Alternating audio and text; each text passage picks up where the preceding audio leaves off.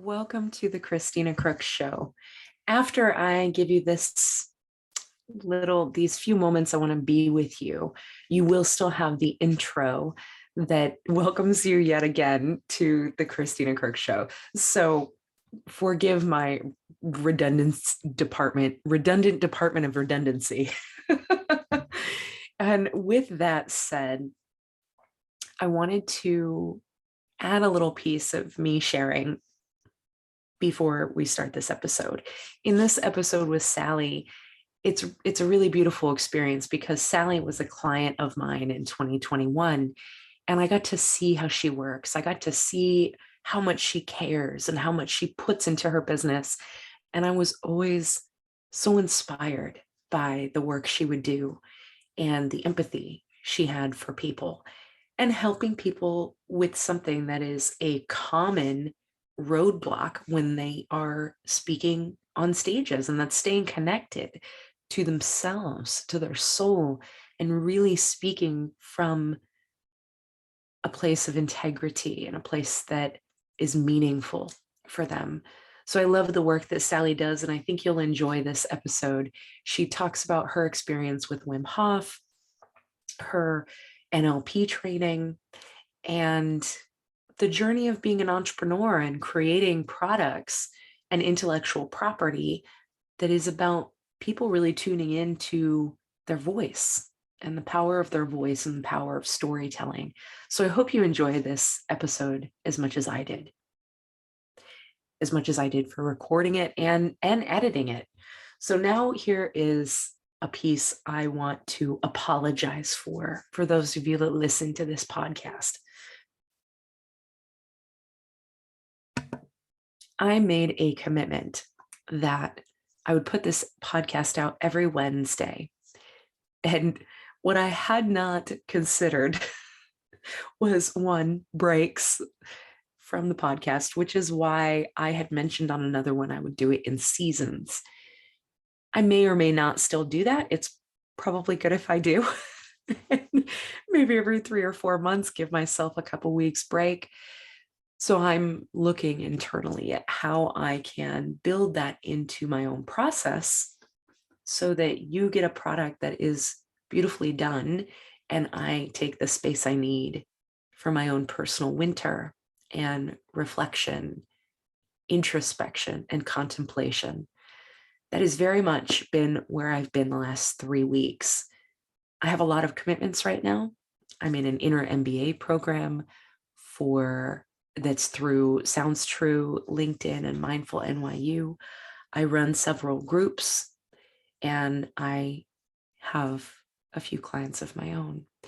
So within all of that, there's a lot on a usual regular basis that I feel I need to process and make sure I'm consciously moving through my life and I'm intentional.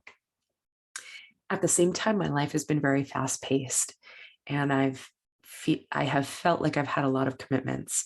So the podcast, being that it was a personal endeavor and I was feeling very tired, I took a break. I just didn't let you all know. So I want you to know the podcast is back. My intention is for it to be here every Wednesday. And if it's not, I promise it will be back because this is important to me. And so is my physical, mental, spiritual, and emotional and financial health. Those 5 things are very important to me. And I have had commitments that needed to take precedence, which have also required a lot of physical exertion. And I have been tired. I have just been tired. So sitting in front of a computer more than absolutely necessary has felt not in alignment.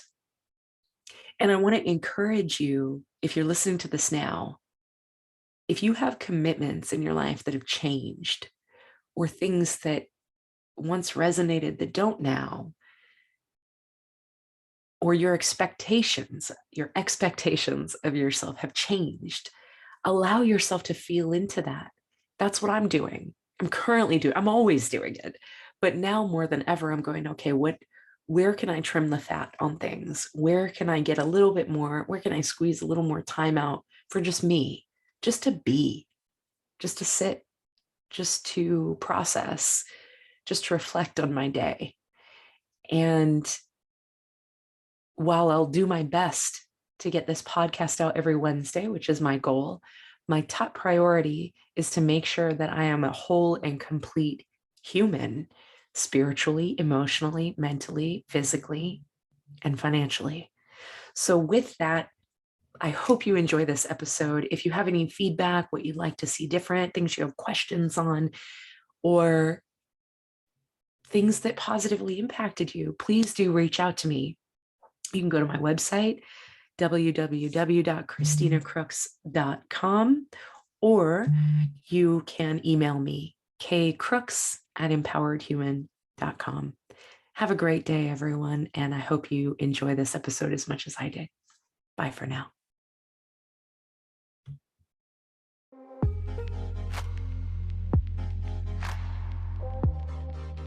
Welcome to the Christina Crooks Show, where you not only get to know the many versions of moi, but also the rich tapestry of humanity.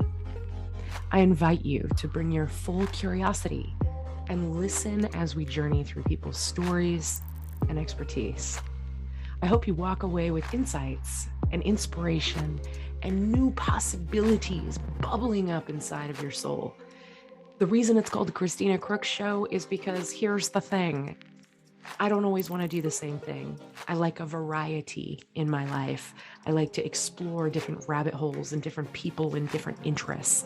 So together in this podcast, that's exactly what we'll do. Have fun, and we'll see you soon.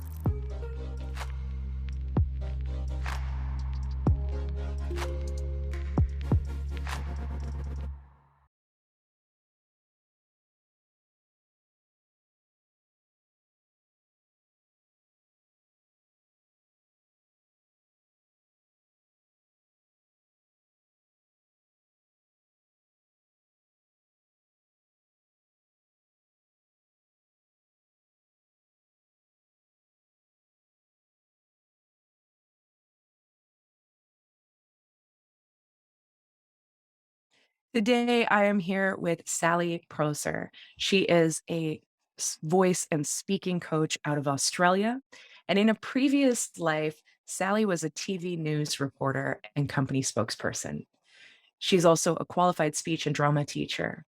Her extensive experience and knowledge about all things voice and presentation have led her to entrepreneurship, where she gives practical, relatable tips for speakers, both new and seasoned. It's not unusual to find her toasting good vibes in her heart sunglasses while lip syncing on TikTok. She holds 2 bachelor's degrees, one in media and communications and one in law. Her current growth edge has been experiencing the Wim Hof Method, which she'll tell us all about, and learning about NLP, NeuroLinguistic Programming.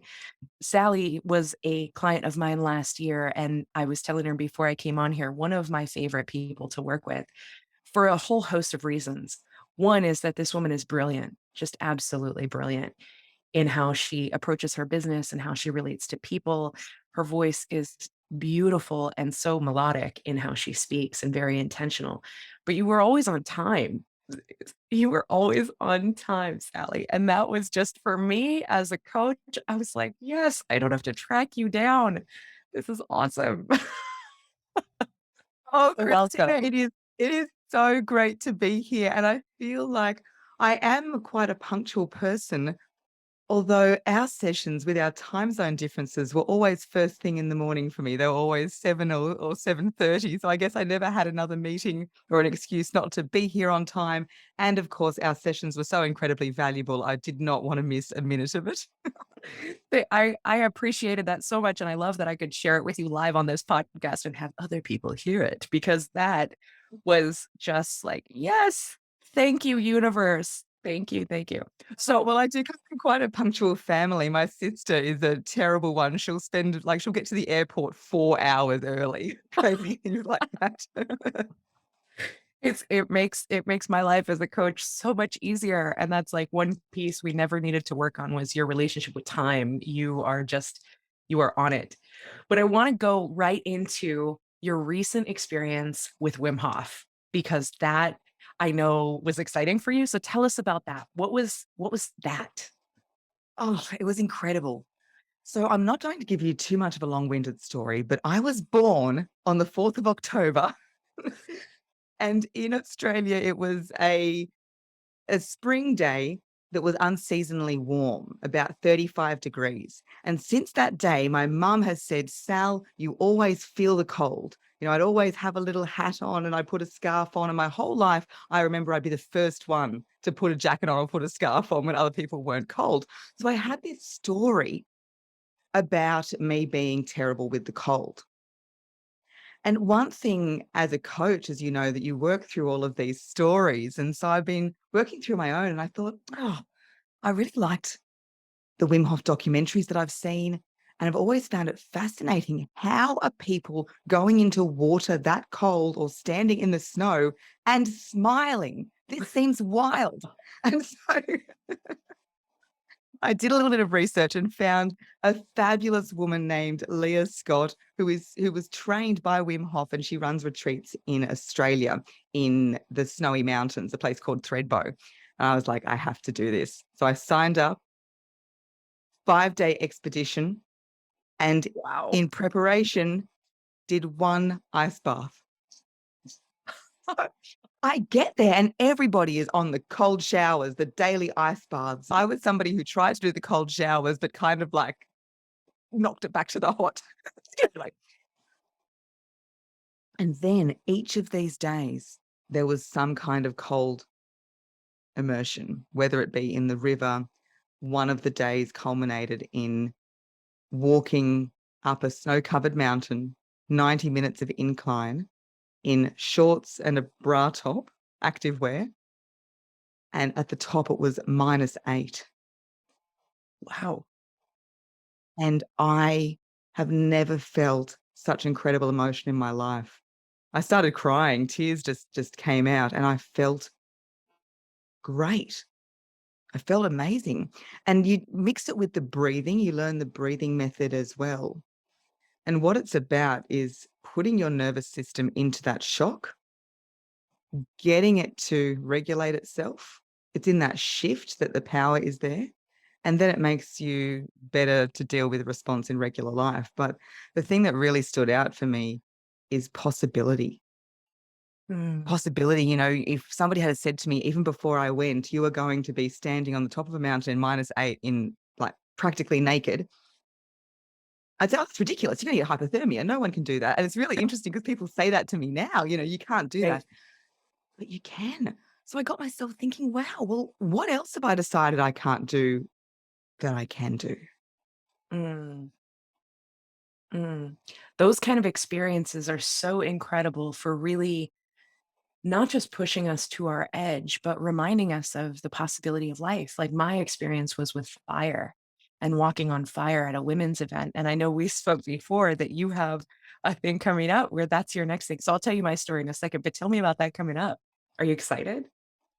All it is idea in my mind as it being the next thing. That's as far as I've got with it. But Christina, I'd love to hear, how did you go with it?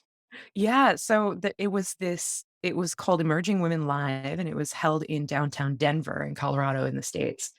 And they set up this fire walk. There were 2 fire walks, and I was one of the volunteers, so I had a group of 25 women that my job was to help them raise their energy so that they didn't burn their feet. The whole thing with fire is you have to match the energy of the fire in order to not walk away with blisters and burns. And we have drummers there that are raising the vibration, raising the vibration. And just the scene of it was fascinating, right? Because it's in the middle of a city with all these skyscrapers. And here we are with a drummer circle and these hot coals and 250 women getting ready to do a fire walk. And I had several other volunteers ask me, "Oh, are you gonna do it? Are you gonna do it?" And I was like, "No, hard pass, not at all." And by the 3rd time, I was like, "Okay, I've learned to listen to the universe's whispers." And I said, "Maybe, but only if I can do it in a group of you guys." And so I walked around the circle a bunch of times and I was listening to the drums and I was getting in that vibration. And then 3 or 4 of us were finally ready to go across the coals. And it was that same experience with the Wim Hof for you, where after I did it, I spent 25 minutes just sitting in like, absolutely not. And this rigidity and this fear of what could happen, even though I knew intellectually that if you get yourself to a certain place, you won't burn your feet, you won't get hurt. But emotionally, I was still kind of trapped in this survival mode. And once I did it, I was like, how many times in our life are we up against something so powerful that the power of that scares us? And so we don't take action. Ugh, 100%, 100%. The final plunge we did, it was so poetic. We pull up to this little area next to a bridge, snow everywhere, thick snow. You might not think of Australia as having snow, but we do Yeah, have I quite didn't a bit even of know. snowfields. The minute you said it, I was like, they get snow? Wow, that's news to me. And everybody, you mentioned the skyscrapers. Well, we had everybody, dressed in 1,000 layers with their gloves and their hats and their jackets. And here I am in a swimsuit and walking through the snow. So you get undressed just beside the river, and it was snowing. So I was taking off my jacket and getting hit in the face with snow. And the mind is going, hang on, this does not match. Like the Right. swimsuit, snow, river, like it's like we'd made all these connections so strongly in our life that it's like does not compute. Then you make that decision. And what was interesting in that final day is there was a few people in the group who decided not to go in. They just made that decision. They'd had enough. We'd been doing quite a lot of it. And I thought, ooh, if they're not going in, is there a red flag that I should have seen? Or am I actually one of the crazy ones? And then I again listened to the universe's whispers and thought, no, I've got this in me. I can do this. And I made that decision and I walked in. Yes, the water was near freezing. Yes, there was a sting of pain. Yet the feeling after the body shifts from that initial shock, I'm not sure if fire walking is still the same. You go into a place of calm Mm. and then they have to tap you to get out because you cannot sit there for longer than about 3 minutes, they say. Right. Right. And then I stood up, and as I was walking to get my clothes on, my costume was freezing to my body. I bet. And got our gear on and went up to the car, and you put the heater on, and a random passerby had just parked next to us. And I rolled down the window. Excuse me, my voice. I'm still recovering from a slight bug. That those dulcet tones that Christina mentioned, they will be coming back at some point, I hope. I rolled down the window and I said, "Hey, we just swam in that river." Random guy. And he turned around and he goes, "What? That is awesome. Love that. Yes." And then as we drove away, I thought that guy gave me exactly the reaction I was looking for. And it was wonderful. So it was that feeling of wanting to shout it from the rooftops that it is possible and I can do it. And even talking about it now, I just feel so proud of myself and unstoppable. You know, with the fire, a little email or a bit of pushback from a client or an annoying, thing with your car seems very insignificant when you think about Yeah. what these things that you do. Exactly, exactly. And the interesting thing about your experience with Wim Hof and water, and that you come back to where you came to this place of deep calm is interesting because water represents emotion, right? So it would make sense that spiritually you would, when you can align with that element, there's a sense of calm. Much like if you put your feet in the dirt, you feel very grounded. And with fire, you feel accelerated, you feel ignited.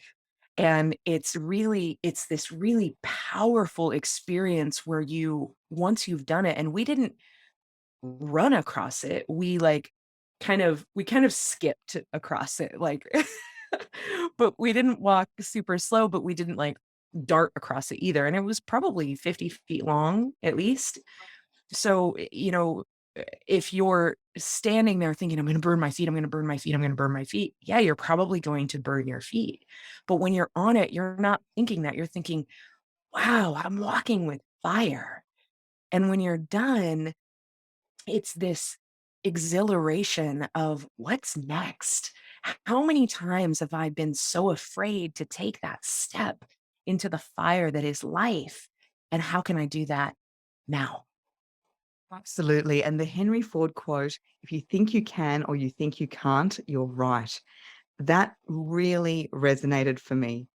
If you think you can or you think you can't, you're right. Many of my clients are afraid of public speaking. It's what I do.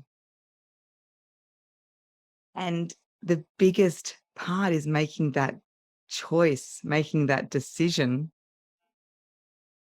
to step out there. It's Exactly. not about not being nervous or not being scared or whatever. It's a lot of feel the fear and do it anyway. Make the choice. There's a woman, I don't remember. I used to have the quote up on the wall next to me here. So I was looking to see if her name was still there. So I'd give credit where credit's due, but I don't remember her name. Um, anyway, she had written a book called Emotional Agility. Susan David, I think her name is. And she says that courage is noticing fear and continuing to walk anyway. Mm. And a key part, I love that so much, Christina, and a key part of the fire walking and the getting into cold water and public speaking, I guess, is that nobody is forcing you. Nobody's throwing you on the fire or dunking you in the water or throwing you on the stage. It's that moment where you have the free will. Yes. And I feel like that is, well, for me, where so much of the pride and the can-do feeling comes in, is that I decided to do that.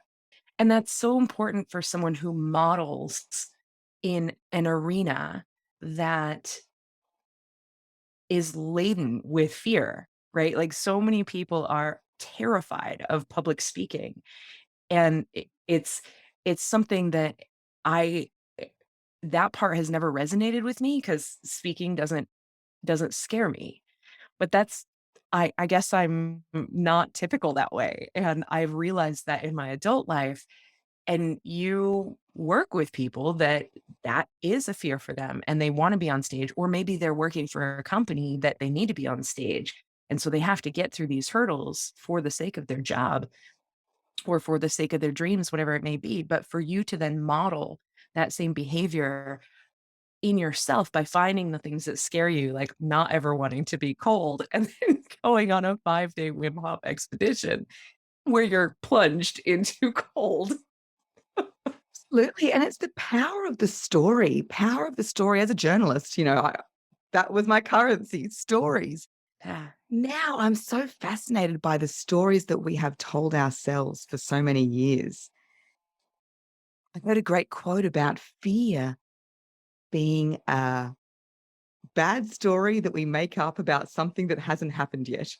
And if we can make up a bad story, we can make up a good story. And so in my own experience, I have had such a great relationship with speaking from a young age. I would bring out the hairbrush and my hot pink bike pants and, sing Don't Achy Breaky Heart like that at Christmas. I know that was singing, not speaking, but I really loved performing. And from a young age at primary school, I remember when I did show and tell, they were like, wow, you're such a good speaker. I was always asked, Sally, you're such a great speaker. Can you stand up and say thank you on behalf of the class when a guest had come in? You're such a great speaker. You're such a great speaker. And this was the story that was told to me over and over and over again.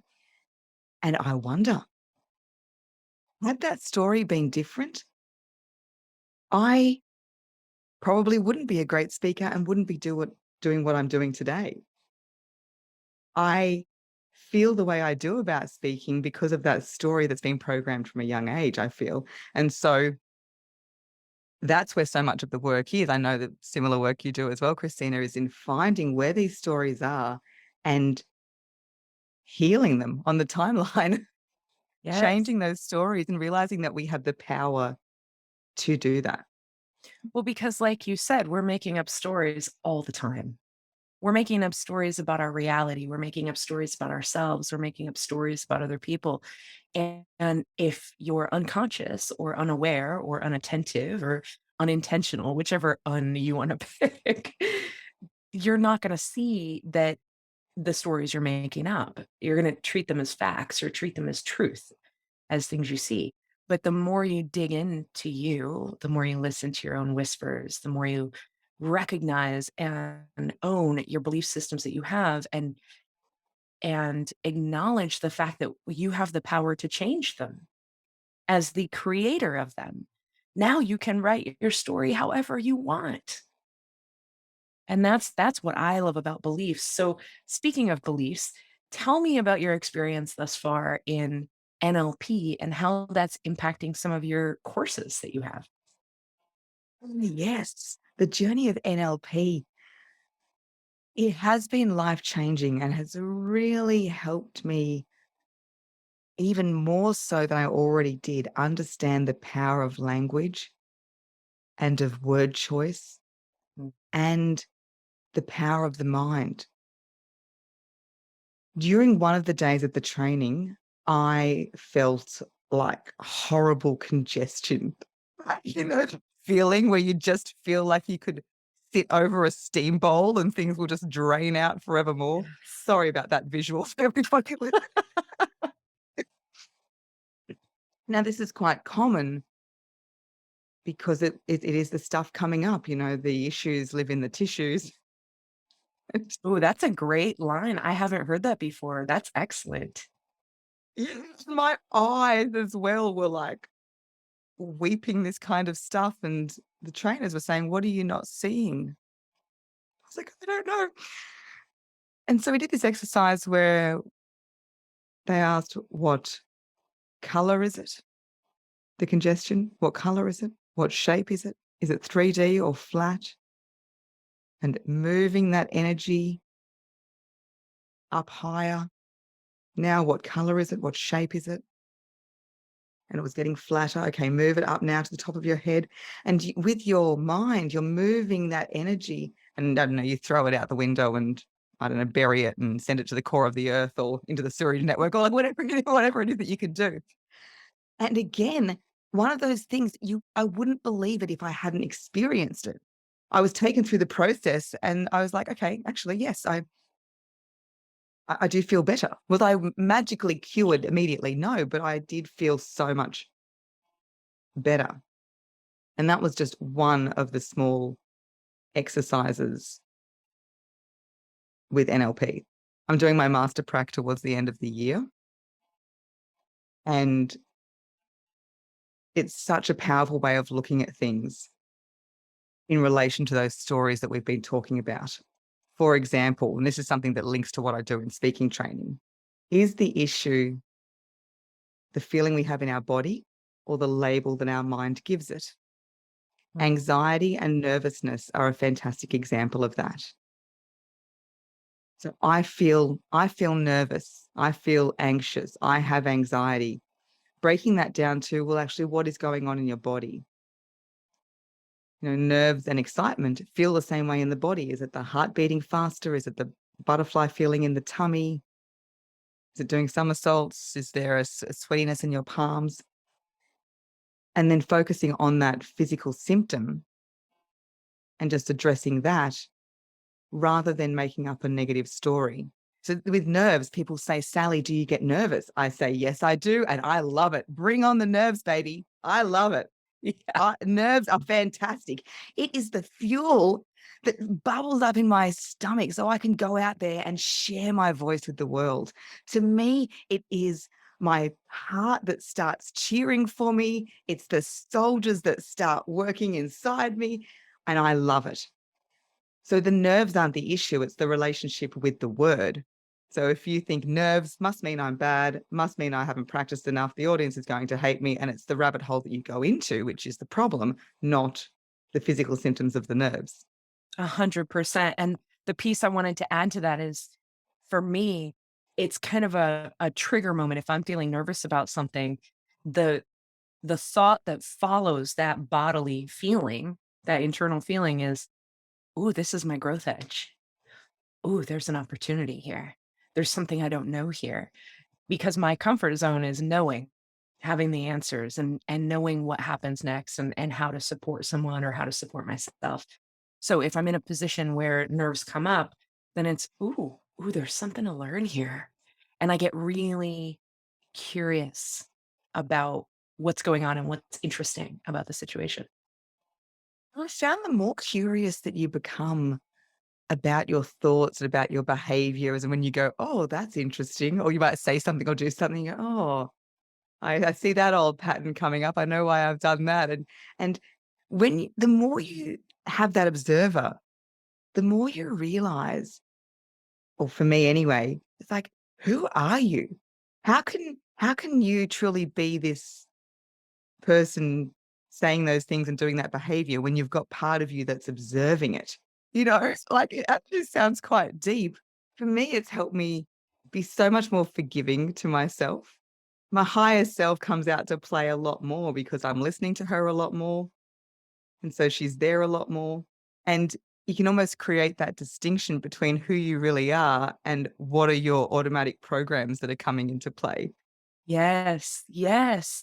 And I find that for me, I'm in mm, this new level, this new expansion where that observer is present so much of the time in such a beautiful way. And it's like in my beingness and in my mind, there are all these different personas and all these different parts that come out to play with different things. Like I met a woman recently that she probably thought I was crazy at first, but I first told her, I was like, you totally bring out this part of me that I call jazzy. And she's like, oh, we get to play. I'm so excited. And she's all sparkles and just a total child. And then there's this other part of me that's a coach, and then there's this other part of me that can be really judgmental, but those kind of ones don't get to drive very much anymore, and they're usually in the trunk, belted in. But that observer allows us to see all these parts of ourselves, which for me comes back to internal family systems, which is a whole other conversation, but very fascinating. Absolutely. It reminds me of that letter to fear that Elizabeth Gilbert writes in her book, Big Magic. Yes. She writes a letter to fear and she talks about, come on, fear, we're going on a road trip. You can be with us. I know you're there, but let's just be clear. You can't touch the dial. You can't touch the steering wheel. You're not going to navigate, Yep. but you're there. Exactly. Because being It's really powerful. Letter to Fear by Elizabeth Gilbert. Yeah, being able to accept those parts of ourselves while still taking steps forward and still doing the things that we want to do, whether that's a 5-day trip for Wim Hof or creating a program that you want to create or writing that book that's been in your head for years, whatever that is. And for our listeners, whether you're watching us or you're listening to us, both of us do very similar work. The only difference is that Sally tends to focus more on speaking, but she also does a lot of work with belief systems and intentionality and chakras and spirituality. All of those things play a part. And I know that we could really riff for a long time off a lot of those different pieces.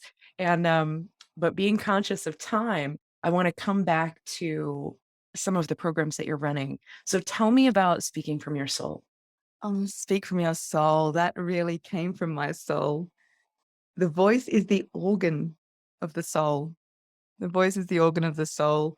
And the more work I've done in this space with executives and journalists and business owners that I've worked with, this is where the magic happens. On the surface level, you can say, project your voice, use different pitches, use different paces, gesture. Like I can give all the tools. All of that comes naturally when you tap into what you really want to say and you feel that freedom. So Speak from Your Soul is this beautiful 6-week program that I have that covers different ways to dig into your voice on a deeper level. For example, one of our weeks is about vibrations. We know the vocal cords vibrate, yet vibrations are really the core of all living matter. If you go back to the origin stories of so many different traditions, the universe began through voice, whether it was spoken into existence or sung into existence. The voice is really the origin story. And for us, our vibrations, the vocal cords are one, then it vibrates in the body, then it vibrates throughout the room, and other people are connecting to that. It's like Wi-Fi. You can't see it, you can't hear it. Everyone knows whether or not it's working.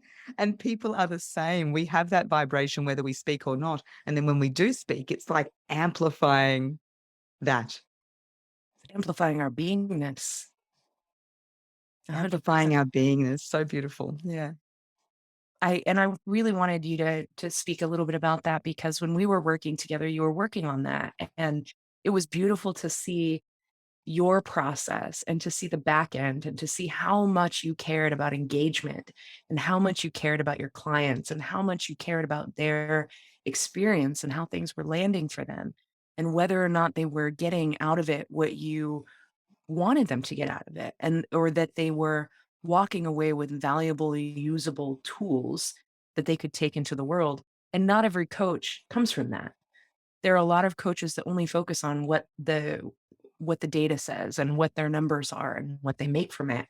And that was not your number one. Your number one was, how is this impacting people? Yes, and I do have a system which runs the data on speaking. It's quite new. It's very exciting. You can speak to it and it will populate all the keywords and the filler words and the transcript and all of that. And it is the perfect combination for someone like me. I'm a very intuitive coach. I'm more interested in how you're feeling. I know this might be a little bit controversial. When it comes to a speaking on stage, I'm more interested that my client said, you know what, I feel like it went great. I put my best foot forward and I did it.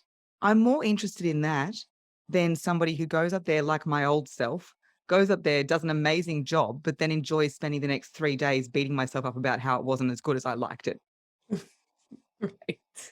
And that's why in Speak From Your Soul, there are other courses I have. I'm a manifesting generator. So I have a Fear to Fierce course. I have my 6-week voice makeover. I'm launching a new course called Speak Up for Your Business, specifically for business owners. So Awesome. there's many things. So join me for a call and we can talk about what's best for you if you're listening to this and wondering which one to go for. In Speak From Your Soul, something that I do and I do in no other course is I hold circles. And I really enjoy the circles I'm part of. I find them to be really beautiful environments to share what's on your heart. Like our conversation now, just so free to share what's on my heart. And so in those circles, it's a space where we can go deeper and talk about why we have this relationship with speaking. Why is it that we're spending more energy focusing on the can'ts than the cans? Where has this come from? And I've run this course 2 times now, and both times the most valuable part or the best part for me has been in that time when somebody's talking in the circle and they stop and go, oh my gosh, I have just realized where all this comes from. And it wasn't with me saying anything, it's just opening up that space and allowing the talk. And then to have somebody else in the chat or somebody else pipe in and say, I hear you. I hear you and I feel you, and it's the same for me too. So it's really beautiful. And we have candles and music and meditations and all of that other good stuff that is not commonly associated with being a speaking coach. But for me, it's how I live my life, and I want to bring it into every part of what I do. I love that. I love that. How does your I'm going to switch gears just a little because I'm just curious. How does your law degree factor into everything you do with your business? Well, it feels like 100 years ago now. And as I say, the only bar I ever ended up at was the one with happy hour. Even though these days my relationship with alcohol has changed in a big way as well. It's been a big belief that's changed over the last couple of years. And I feel, looking back, I didn't really know what I wanted to do. I knew I wanted to tell stories, which is why I did journalism. But there was part of me that was like, I need to do a serious degree to show people that I'm smart or something, ridiculous like that. because I didn't particularly enjoy the law degree. I only remember a couple of cases, like there's a famous case about a snail in a soda can. Like, anyone doing law, Donahue v. Stevenson, they're like, oh, I know that one. What it did do and what it did help me with was discipline. So the discipline of sticking it out and finishing it. I could have said, I'm not really enjoying this, so I'm just not going to do it. But it was important for me to finish. I know that's different for everybody, and I did do that. And then it really did help me in my journalism career. When I got my first job in TV, they were almost more interested in my law degree than my journalism degree. Probably for the same reason, because people that go through a law degree, you have to be disciplined. You have to be focused in order to get that kind of degree, because it can be very dry and it's very specific. So I would imagine that as an employer, that looks, I mean, even I was like, "Ooh, you have a law degree? How did I not know this? That's fascinating." I know it makes me seem so stable and serious. It's funny, these perceptions that we have of different things. Yes, absolutely. Yeah. It's like, oh wow, she must be able to apply herself. And I guess in many ways I did. I was able to do that. Yeah. And it does give me an awareness. They call law the new arts degree. Would I do it again now? Maybe not. And in all honesty, I just remembered this. I was on scholarship to do law. So I applied for different scholarships and then I got the law scholarship. So I feel kind of bad for the department. They've given the scholarship to somebody who never practiced and is now going, oh gosh, it wasn't that great.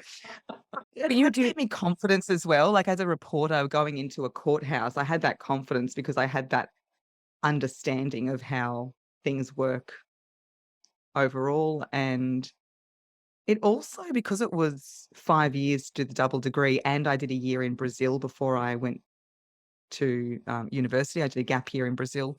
It meant that when I was coming out of university, I was a bit older. When I say a bit older, I think I would have been like 24 or something. Still quite young, but a bit older in comparison. And I think that made a difference as well because it allowed me to make decisions just with a little bit more life experience. that makes sense. So I want to move into one of our last questions, which is, what's your next big leap? What's your next expansion? Great question.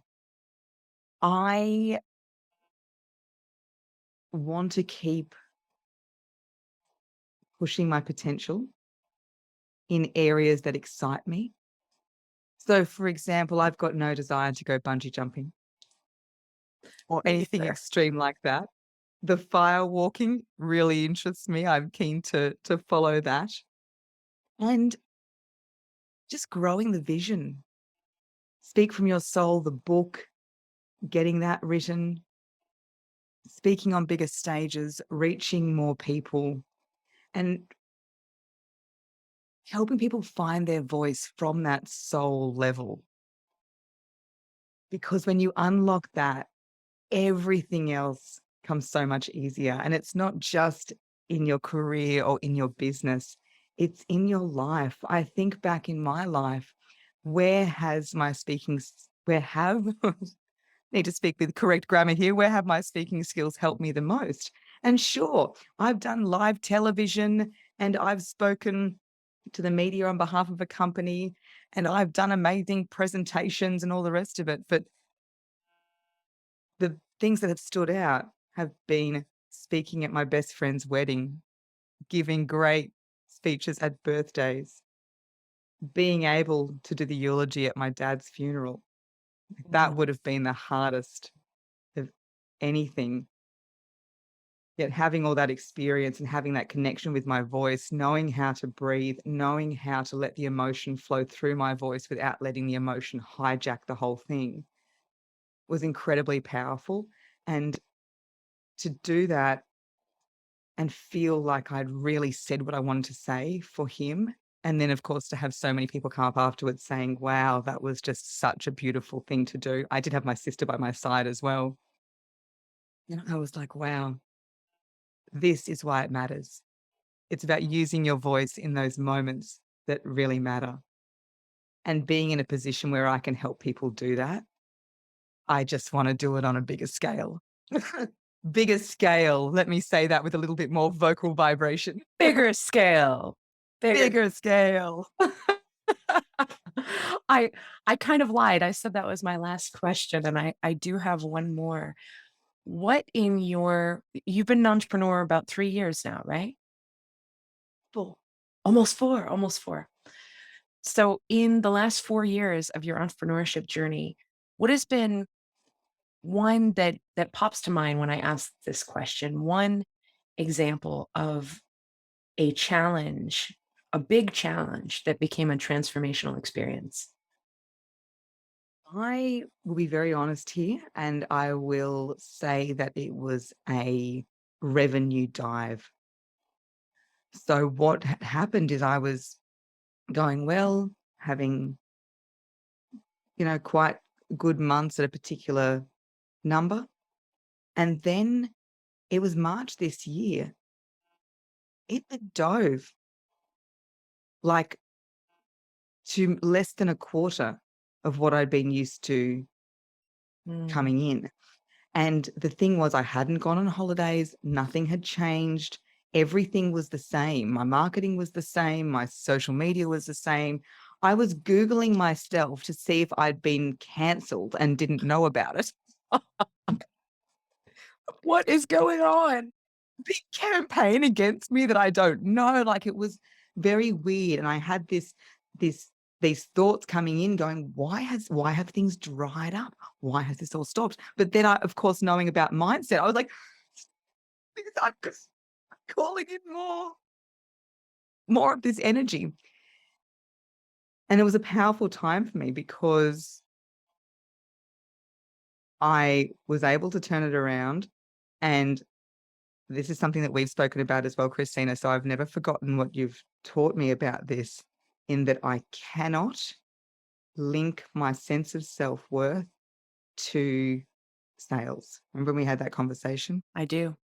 Don't link the sense of self to sales. I think the phrase that you beautifully used was, you can't let your sales dictate your mood. I can't just be happy when Yeah. clients are coming in and then be annoyed when they're not. I can't live like that. It's not fair on the people around me, and it's not real. When that happened to me in March this year, that was when I truly embodied that. I was truly able to feel like it had nothing to do with me as a person, and what was this teaching me, and be able to be really objective and go, okay, what are a few things that I can do? And actually, it's not even that bad. When I said not even that bad, that what I had made, had that been 2 years earlier, I would have been celebrating with a bottle of champagne. Do you know what I mean? So it's really creating that mindset of whatever's going on in the business, it's not a reflection of how worthy you are. Sure, it's a lesson for us to look at ourselves and say, okay, what else is going on? Yet it's not tied, and this is a beautiful way to link it back to voice. It is not tied to that beautiful soul that is inside each of us, and is the value we have to share in the world. Mm. What a beautiful lesson, Sally. And for so many reasons, but the piece I really want to highlight out of that is that when we can divorce ourselves from outcomes, especially when it's a business that we put everything of us into, we put our heart into it, we put our soul into it, we can very easily develop an expectation that this will lead to financial security. This will lead to more income. This will lead to sales. This will lead to happy clients. We can develop a whole slew of expectations. And when we're able to just observe our own relationship with that, it's such a transformational experience. And what a gift to the people that you get to work with, because now you've embodied it. And when you said it, I got full body chills. So I know that that's there. Oh, Christina, this is why you're so amazing. That is exactly what I would have loved to have say. You would have loved to have said. You always have the most beautiful words, divorcing yourself from the outcome. And it's one thing to hear it, it's another thing to feel it. And yes, Yes, it is. amazing. Sally, thank you so much for being here and being a part of this podcast and making it be what it is. It wouldn't be anything without my guests. And sometimes I do one just on my own for various reasons, but I really love being able to highlight conversations I have with people, conscious conversations. So, do you have any final thoughts that you'd like to share with our guests? Or maybe if there's any journalists listening that are new to speaking, anything like that, any final thoughts or advice you'd like to give to our listeners? Yes, so whether you're a journalist or a professional or a business owner or just somebody who feels like your voice has been pushed down, I would really encourage you to go outside and just let loose, have a nice big scream, and or seek out. You're listening to this podcast, which means that you are interested in developing yourself. And Christina, you are so amazing. I'm so glad that I met you. So I would encourage you to look into more of Christina's work, listen to more of the podcast. I also have a podcast, which Christina has been a guest on, called That Voice Podcast. Reach out to get the skills that you need, because once you make that decision, everything changes from there. Just making the decision to make a change, I feel, is the biggest hurdle. And once you do that, you can do anything. So your voice matters. Go out there and share it with the world. Beautiful, Sally. I hope you have a great rest of your day, because it's morning for you. It's evening for me. We're on opposite time frames, but thank you Thank you again. from the future. Yes, you are from the future. Thank you so much for being here with me. My absolute pleasure. I hope you've enjoyed this episode of the Christina Crooks Show. If you'd like to learn more about our guest, you can explore the show notes, and there should be information about them in there.